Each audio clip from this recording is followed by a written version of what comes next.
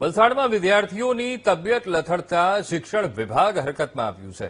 વૃક્ષારોપણ કાર્યક્રમ અને આ કાર્યક્રમમાં વિદ્યાર્થીઓની તબિયત લથડતા તપાસના આદેશ આપવામાં આવ્યા છે।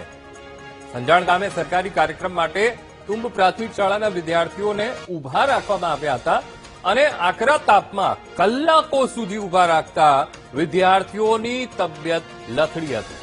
વિદ્યાર્થીઓને ચક્કર આવતા ઓઆરએસનું પાણી આપી ઘરે રવાના કરી દેવામાં આવ્યા હતા। વિદ્યાર્થીઓને ટેમ્પોમાં કાર્યક્રમ સ્થળ પર લઈ જવામાં આવ્યા હોવાનું પણ સામે આવ્યું અને વિદ્યાર્થીઓની સુરક્ષા અને સુવિધાની શું વ્યવસ્થા હતી એ અંગે તપાસના આદેશ અપાયા છે। એમએલએ રમણ પાટકર, જિલ્લા પંચાયતના ઉપપ્રમુખ અને વન વિભાગના અધિકારીઓ કાર્યક્રમમાં હાજર હતા। કાર્યક્રમ પૂર્ણ થયા બાદ વિદ્યાર્થીઓને હોસ્પિટલ લઈ જવાયા હતા।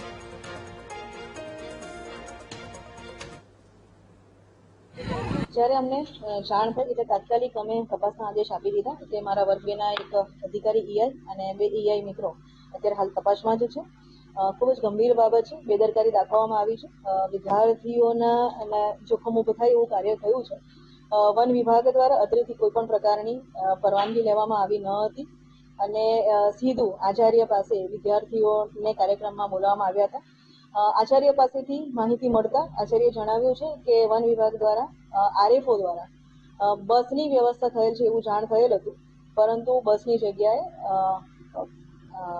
ટેમ્પામાં વિદ્યાર્થીઓને લઈ જવામાં આવ્યા છે।